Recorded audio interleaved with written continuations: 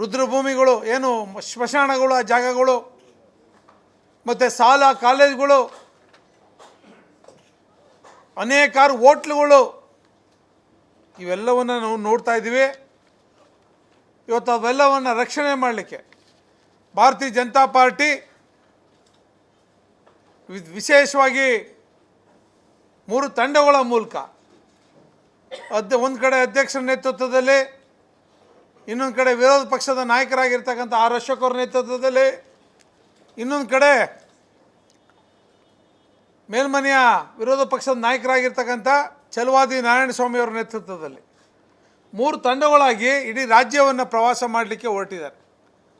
ಈಗಾಗಲೇ ಎಲ್ಲ ಭಾರತೀಯ ಜನತಾ ಪಾರ್ಟಿ ವಿಶೇಷವಾಗಿ ಆಯಾ ಜಿಲ್ಲೆಗಳಲ್ಲಿ ನಮ್ಮ ಭೂಮಿ ನಮ್ಮ ಹಕ್ಕು ಸಹಾಯವಾಣಿಯನ್ನು ಈಗಾಗಲೇ ನಾವು ಪ್ರಾರಂಭ ಮಾಡಿದ್ದೇವೆ. ಈ ಸಹಾಯವಾಣಿಗೆ 9 ಜನರುಗಳ ಫೋನ್ ನಂಬರನ್ನು ಸಹ ನಾವು ಹಾಕಿದ್ದೀವಿ.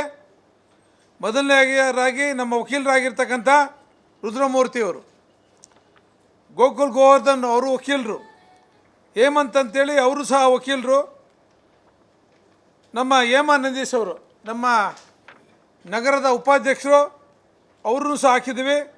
ರೈತ ಮೋರ್ಚಾ ಅಧ್ಯಕ್ಷರಾಗಿರ್ತಕ್ಕಂಥ ದೇವರಾಜ್ರವರು, ಆ ತಂಡಕ್ಕೆ 5 ಜನ.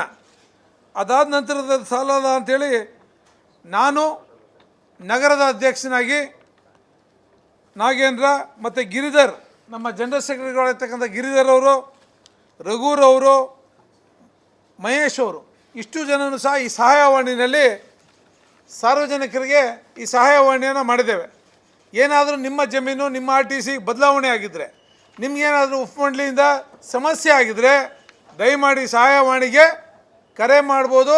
ಈ ಸಹಾಯವಾಣಿಗೆ ಬಂದು ಮಾಹಿತಿಯನ್ನು ಕೊಡ್ಬೋದು. ನಮ್ಮ ಭಾರತೀಯ ಜನತಾ ಪಾರ್ಟಿ ಆಫೀಸ್ಗೂ ಸಹ ನಾವು ಇದನ್ನು ಮಾಹಿತಿಯನ್ನು ಕೊಡ್ಬೋದು ನೀವು ಅಂತಕ್ಕಂಥದ್ದನ್ನ ಈಗಾಗಲೇ ನಾವು ಹೇಳಿದ್ದೇವೆ.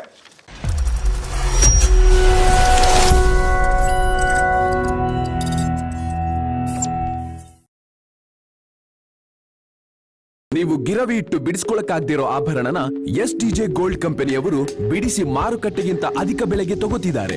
ಅಷ್ಟೇ ಅಲ್ಲ, ಒಂದು ಕೂಪನ್ ಕಾರ್ಡ್ ಕೂಡ ಕೊಡ್ತಾ ಇದ್ದಾರೆ.